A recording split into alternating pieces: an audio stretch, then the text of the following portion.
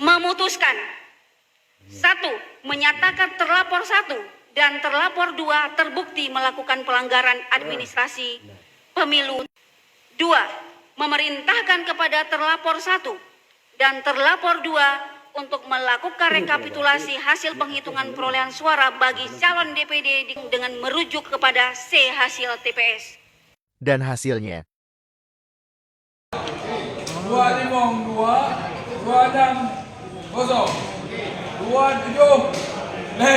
Leh Jet ke Salimong 6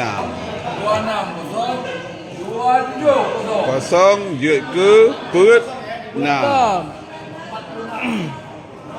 Karena Put 6 nak tu 260 Put Sa Jet ke Sa Put 7